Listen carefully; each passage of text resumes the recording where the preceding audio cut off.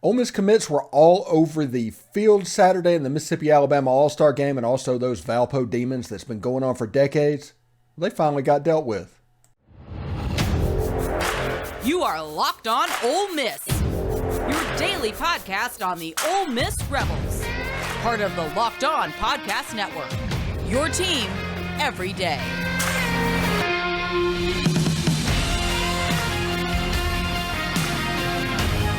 All right, welcome to Locked On Ole Miss Podcast. I'm your host, Stephen Willis. Thank you very much for tuning in today. Today, we're going to talk about all sorts of stuff, including the Mississippi-Alabama All-Star Game, Valpo Demons, talking little hoops in the second segment. Our transfer portal spotlight will be about the wide receiver position this week. Anyway, before we get started, I do want to let you know that today's show is brought to you by LinkedIn Jobs. It helps you find the right people for your team faster and for free. Post your job for free at linkedin.com/lockedoncollege. Again, that's linkedin.com/lockedoncollege. Terms and conditions apply. Also, thank you for making the Locked On Ole Miss podcast your first listen every day. We are free and available wherever you get your podcast, including YouTube. We're currently trying to figure out what we're going to do whenever we hit 4,000, which probably is going to happen in a couple of months if the last couple of months are any indication. So we will get that figured out. But for 3,000, we are going to do a live pregame show for the Texas Bowl, December 28th. Tune in for me. I'm going to find some people to come on, hopefully, and talk about the game. Now, I realize between Christmas and New Year's, it can be difficult, so bear with me there. But we're going to try and do something. But regardless, we are going to live stream and let you have your say. Should be fun. Anyway, the Mississippi-Alabama All-Star Game, Suntarine Perkins, Jamarious Brown, and Ayden Williams absolutely balled out. All three of them. Now, there was some deficiencies, we'll say, for their offensive line-wise, where both the defensive lines kind of had their way. But the game ended up being like a 14-10 Alabama win. Whenever I cut the game off, it was 10-0 when I went over to the Ole Miss Valpo game. So I don't know what happened entirely late. Could have been a special teams turnover, something like that. That doesn't matter because in those games, final scores don't mean anything. But what does mean something is Suntarine Perkins was absolutely everywhere. He was a man-child in that game and completely just threw off the opposing team's offense. Now, there's little things that they can and couldn't do and things that they had to do. It's a typical all-star game. But Suntarine Perkins completely dominated. His speed to the outside, his athleticism, his just football savvy, just playing the game and reading and knowing what has come is so far ahead of what normal high school players are that he has a chance to be an extremely successful person at the next level. Now, we're not going to get into the drama in the last 2 weeks because that's what it is. We're in the last 2 weeks of signing day, so you're going to hear stories about players that could go absolutely everywhere. We're not going to play that soap opera game. As long as commits next to his name, we're going to treat him like he's committed. If he goes somewhere else, he goes somewhere else. But there's a reason people are recruiting our commits, and that is because they are elite. The evaluation process has absolutely come through for the Ole Miss Rebels this cycle. And it doesn't matter about recruiting rankings at the moment because I think they only have 12 high school commits anyway. It doesn't matter about anything. These are really good players. And if you look at their high school list, and we're going to talk to John Garcia a little bit later on this week about high school recruiting. I know some people have been asking about it. We're going to get him on him to give us an update of what's going on. But Suntarine Perkins, absolutely elite player. After this, I can't imagine he doesn't even go up further. I think he has a chance, personally, to get close to 5-star realm. That's how good of a player Suntarine Perkins is. He's an elite player. He's one of the best high school football players to come out of Mississippi, I think since Tony Connor, maybe Nakobe Dean. He is one of those players that whenever they have a state championship game and they just completely ball out. And, J.J. Pegues did that for Oxford, where he just did everything but carry water. Nakobe Dean was everywhere in that state championship. And that's another state championship game at Southern, by the way. Both of those were at Southern, along with this one. But Tony Connor is another player that just did everything, was such a good football player. And I compare Suntarine Perkins to him as a bigger version of him, to where Suntarine Perkins can go to Ole Miss. He's tailor-made for that box safety role, and 230 pounds doing it. Built like a linebacker, can play like a safety. Super athlete. Honestly, he's the type player that Georgia and Alabama have been making a living off of the last decade, honestly. So he has a chance to be really good moving forward. Jamarious Brown surprised me in the Mississippi-Alabama All-Star game.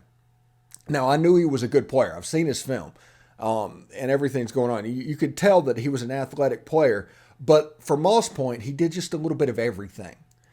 I mean, he'd line up on punt return and block the punt, and he'd line up at linebacker, at end. Wherever the defense needed him, he lined up. Well, in the All-Star game, he kind of settled in as a 3 technique, an honest-to-goodness true 3 technique, and sometimes nose guard, and was just a handful for the Alabama offensive line and caused all kinds of problems for them. Those 2 players on defense kind of controlled the inside and the outside. It was absolutely amazing, and they could be very, very good players. Now, Suntarine Perkins, Alabama is going to recruit him into the very end. I mean, all these schools, these players are good enough, nobody's going to stop recruiting them. If people stop recruiting your guys, that's probably a red flag for you. Jamarious Brown, hard recruiting by LSU. They are trying desperately to flip him as well. Another good player, going to be recruited to the end. The third player in the game was Ayden Williams, who LSU is also full court pressing on at the moment. Like I said, if you're not getting recruited, if your commits aren't getting recruited, they're probably not commit worthy to begin with. So do not freak out at all of these news or things are happening. We just have to wait until December 21st to see exactly how they go, honestly. So Ayden Williams, long pass down the sideline, excellent body control. You saw all the things that make him a special player. I'm looking forward to him. I think he's going to be, honestly, the replacement for Jonathan Mingo on the outside. We joke around and call Ole Miss wide receiver U, and he's the heir apparent to that number 1 jersey. Now, whenever we look in the third segment to where we do the portal spotlight, you can see that there is a body type they're sending out offers for. They're not concentrating right now on slot receivers, which tells me maybe Jalen Robinson is returning. So him and Jordan Watkins they're going to be okay there. But on the outside, where blocking on top of being a receiving threat is important, you're seeing larger receivers getting offers in the transfer portal. But we're going to talk about that in the third segment. But Ole Miss has a chance to be a fairly special outfit if these players come in to Oxford. Again, they're going to be recruited, and they're going to be recruited until they sign on the dotted line. And that's because if they're not, you probably have a little bit of a problem. You want your commits to be recruited. All the way, Auburn trying to get in with Marcel Reed, A&M trying to get in with Marcel Reed. You want your commits to be recruited to the end. That's a sign that they are good commits, and people are throwing up Hail Marys to try and land them. So be patient, understand what's going on. There's going to be news everywhere. There's not much you can trust about it anyway, but let's just wait until December 21st. We're going to live stream about all these things, and we'll go about the players when they sign. That is a week and a half away. We'll be doing those live streams. That's pretty impressive. Next weekend, I'm going to be building slides and thumbnails, so it should be a lot of fun. Anyway, I do want to let you know that today's episode is brought to you by LinkedIn Jobs. These days, every new potential hire can feel like a high-stakes wager for your small business. You want to be 100% certain that you have access to the best qualified candidates available. That's why you have to check out LinkedIn Jobs. LinkedIn Jobs helps you find the right people for your team faster and for free. So go online and create a profile. Just like most social medias, creating a profile, you can see exactly how it needs to be. There's templates online. Then add your job and the purple hashtag hiring frame to your LinkedIn profile to spread the word that you are, in fact, hiring. Simple tools like screening questions make it easy to focus on the candidates with just the right skills and experience so you can quickly prioritize who you'd like to interview and hire. It's why small businesses rate LinkedIn Jobs number 1 in delivering high-quality hires versus leading competitors. LinkedIn Jobs helps you find the qualified candidates you want to talk to faster. Post your job for free at linkedin.com/lockedoncollege. That's linkedin.com/lockedoncollege to post your job for free. Terms and conditions apply. All right, thanks for making the Locked On Ole Miss podcast your first listen today. For your second listen today, check out Locked On Sports Today. It's from the games that matter the most to the biggest stories in sports. Go beyond the scoreboard and behind the scenes with local experts and insights only Locked On can provide. It's Locked On Sports Today, available on this app, YouTube, and wherever you get your podcast. Hey, Ole Miss exercised some Valpo demons this weekend. It doesn't matter what Valpo's record was. It doesn't matter that none of the players that played for Valpo were born when this happened. That shot in, 97 or 98, that has had an effect on Ole Miss basketball fans' psyche since then. This game was necessary. It turned into a cathartic experience. I made a comment on Twitter that I'm not sure that Valpo knew exactly what they were walking into when they scheduled this game. I don't think they understood that the greatest moment in their school's history, so many people would be rooting for them to fail. And they did. And Ole Miss poured it on them. That poor Valpo could not stop anybody from getting to the bucket. Daeshun Ruffin played extremely well. He had like 14 points. Matthew Murrell at 17. Ayden played fairly well as well. You see exactly how this team is coming together. And there's still some work to be done with Tennessee coming up in a couple of weeks. So they've got to get to that point and get there fairly quickly. But I think they can, because everybody freaked out about the Memphis game. And they looked at what happened there and they're like, oh my goodness, not again, not again, not again. Well, then last night, Memphis beat Auburn by 9 on a neutral court. This wasn't even at the FedEx Forum. This was on a neutral court. So maybe Memphis is a little bit better than we give them credit for. They do have a bunch of 26-year-old guys, 25-year-old guys, older players that can kind of big boy you a little bit. They're an extremely physical group. So I think maybe we need to pump the brakes on everything that's going on with the basketball program for the moment. All the doom and gloom. Everybody is, you know how I feel about the people that take the latest data point and just extend that into eternity. That is no way to judge any type of team whatsoever when differences are going to go up and down throughout the season. Everybody wants to know how it's going to end. Everybody wants to be a soothsayer. Everybody wants to be Miss Cleo about a team in September before they get to a bowl game in December, or a basketball team in December even before they get to March Madness. Everybody wants to know the question, is this Ole Miss team good enough for March Madness? And the answer is, we don't know. Nobody knows. Could this team get there? Absolutely. Could this team not get there? Yeah, it could. So enjoy the games. Enjoy the ride, because this is a fun team, guys.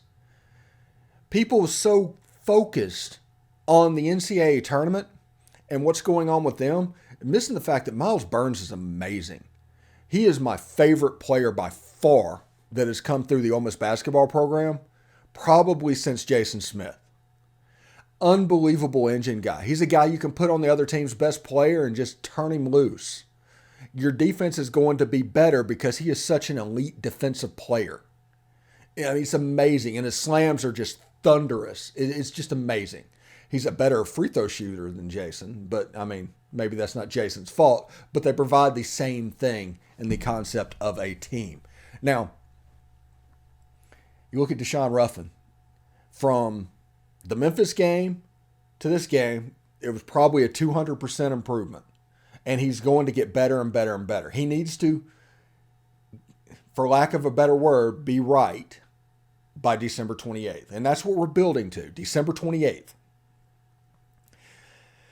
Ole Miss and Tennessee before the Texas Bowl. We want to see how that goes, or it might be during the Texas Bowl. I don't know exactly when that will happen, but we'll see what happens with the Ole Miss-Tennessee game. Remember, Ole Miss opens up with Tennessee, Alabama, Mississippi State, and Auburn in SEC play. 1-3 would be okay. 2-2, you'd be over the moon with. Anything better than that is gravy. Yeah, I mean, so everybody that wants to take these data points and just extend, and I lost to Memphis in,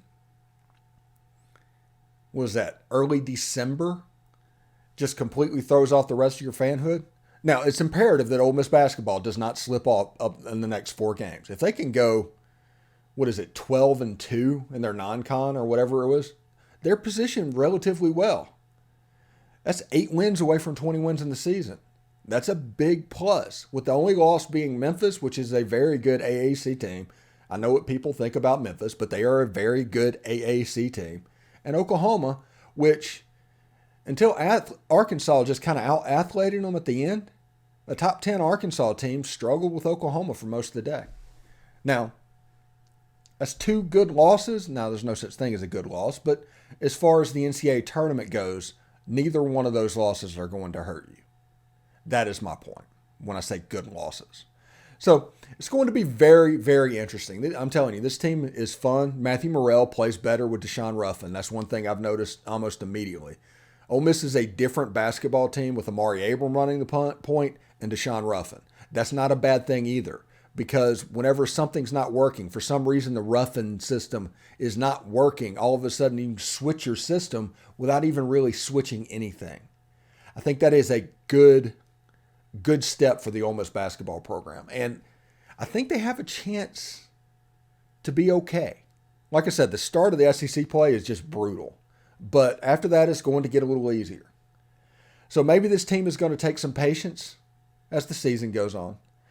This team, if they can sneak into the 5th or 6th bid in the league, if they're good enough to where they can get a bid at 6 or 7, it'll be interesting. If they win, I think, 9 games in the conference and they win out in their non-conference, I think that's something like 21 wins. I'm not sure exactly the whole number, but I think they would be close to that.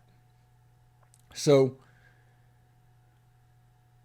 everybody be patient with this basketball team. This team is light years better than last year's team. Whenever anybody says, oh, it's the same as last year, no, that's not the case at all. The only thing that this team has that last year had is sometimes they can go into a shooting desert to where shots don't seem to fall, and that is problematic for this team. But when this team is making shots and has time to set up their defense and do that stuff, this team's pretty good. I'm not saying they're Arkansas. I'm not saying they're Alabama. I'm saying they're pretty good. So give them a shot. Give them a watch. I mean, Myles Burns is worth the price of admission on his own. Unbelievable hustle player. All of the stuff from the Rob Evans teams that happened in the mid to late 90s, you get that with Myles Burns, and it's worth it. If you want that flashback, there it is. It's absolutely amazing. And I'm pretty excited about that, honestly. Anyway, today's show is brought to you by Simply Safe. At Locked On Ole Miss, we believe a home should be where you and your family feel safest, especially during the holidays. This season, give yourself and your family the gift of peace and protection with the #1 rated home security system, Simply Safe. And right now, Simply Safe is being offered to Locked On Ole Miss listeners at 40% off a new security system. But don't put this off. This is why I love it. Okay. 2019, I had major brain surgery, and because of that, it's made me quite forgetful. And sometimes I'll just go out, and it just is what it is. And I'll walk out, forget the security systems, come back in. The security system will go off. They'll call me, Mr. Willis, did it happen again? Yes, it did. And the point of this is, if they will do this for the worst customer known to man over something seemingly innocuous as me just simply forgetting the security system is armed, imagine what they would do in real life. Imagine the protection you would get. Imagine who is paying attention. That is just fantastic. So Simply Safe was named the best home security system of 2022 by U.S. News and World Report, a 3rd year in a row. They rank everything, don't they? So don't miss your chance to save big on my favorite security system. Get 40% off any new security system at simplysafe.com Locked On College today. That's simplysafe.com Locked On College. There's no safe like Simply Safe. All right, thanks again for making the Locked On Ole Miss podcast your first listen every day. We are free and available wherever you get your podcast. Thank you so much for 3,000 subscribers. We'll try not to let you down. We're going to have fun commentating and giving perspectives on Ole Miss football along the way. Today's transfer portal spotlight is going to be on the wide receiver position, and specifically 3 wide receivers. Now, we'll start with Rara Thomas at Mississippi State. And normally I have graphics, but I didn't get them imported into the computer before I started the show, so we don't have graphics today.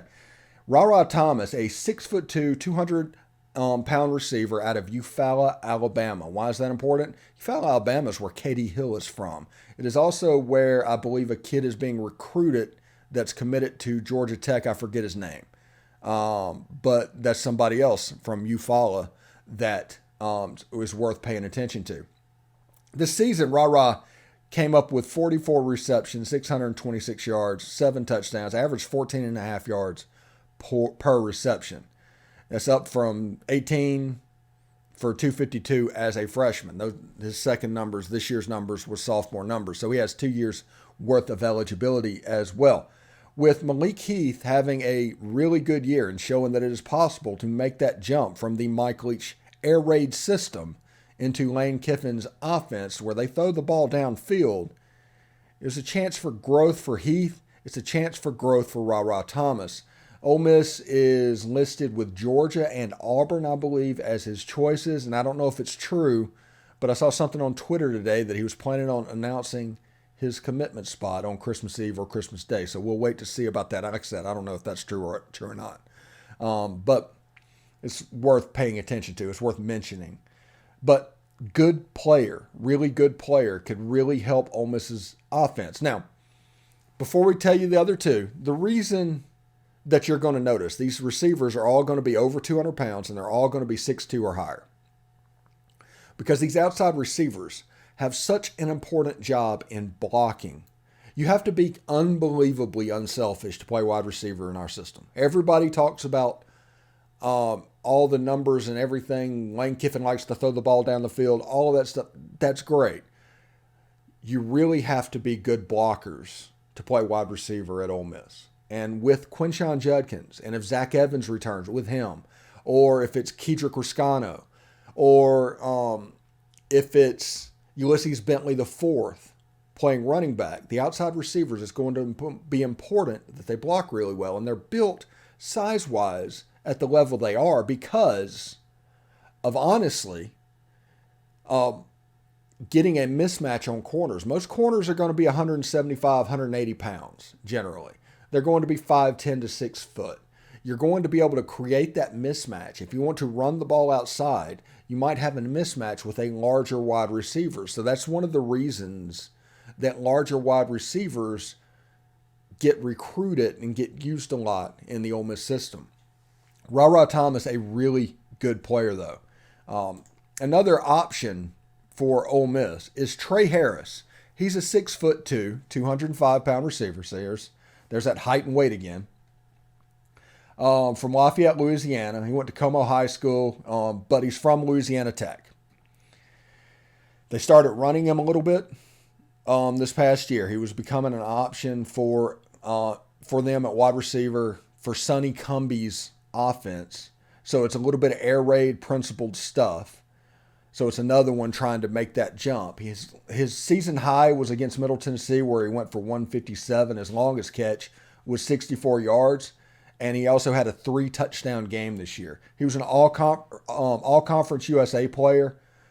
Good player. Now, if you want to look at him against elite competition, he went 6 for 37 against Missouri. Now, elite, I get it. He went 4 for 56 and a touchdown against Clemson. These are decent teams. UAB, 6 for 63 and a touchdown. UTSA, 5 for 49. So good performances against decent teams. He went over 100 yards 3 times this year against UTEP, at North Texas, and against Middle Tennessee. He had 10 touchdowns in the year. His long was 64 yards. So good player, has a chance to step up and do well, kind of a Troy Brown type thing at Ole Miss. But he is that bigger type wide receiver because of what they're asked to do. Now, the next one, he doesn't have necessarily numbers that will wow you, but he has the size. And I have some questions about this one. Not necessarily anything negative about him, but This is about Joshua Cobbs, who is basically the number one wide receiver at Wyoming. 6'4", 205 pounds. See, there's that size again. His season high on the year was 77 yards against Tulsa. His longest catch was a 51-yarder against Tulsa. He hasn't overly been used that well. Now, that could be a situation that Wyoming just doesn't have that dude at quarterback. Josh Allen's not walking through that door for them. But you might see him as a little bit of a hybrid type situation. The way they used Jonathan Mingo this past season at the end of the year, I think he could do a little bit of that. But he is a good receiver. He was the number one receiver at Wyoming. But most people are expecting him to potentially go to another G5 school because his numbers aren't overly impressive. But it could be a situation where talent just hasn't bled through it all. I think Isaiah Neor was a Wyoming receiver that went to Texas, got hurt, didn't play that much during the season. But we'll see exactly what happens with these three guys. As you can see, when it comes to wide receivers right now in the portal, Ole Miss has a type. And that type is going to be really important for what they do moving forward. Now, next week we're going to hit on edge players a little bit. And then we'll see exactly where the portal goes from there, because they may go from one position to the next, because as information and offers go out, we will listen and commentate on all that stuff. So hope everybody had a good time with that. Anyway, thanks for making the Locked On Ole Miss podcast your first listen today. For your second listen today, check out Locked On Sports Today. From games that matter the most to the biggest stories in sports, go beyond the scoreboard and behind the scenes with local experts and insights only Locked On can provide. It's Locked On Sports Today, available on this app, YouTube, and wherever you get your podcast. Hey, if anything happens after I record today, and you see this and you, hey, Steve, this is old news, I understand that. I had to record a little bit early today because we have some Christmas type stuff that we need to do. But we'll continue to monitor throughout the week, into next weekend, through Christmas, the whole 9 yards, and should be a lot of fun. Anyway, thank you guys very much for tuning in, and we will see you tomorrow. Take care. Peace.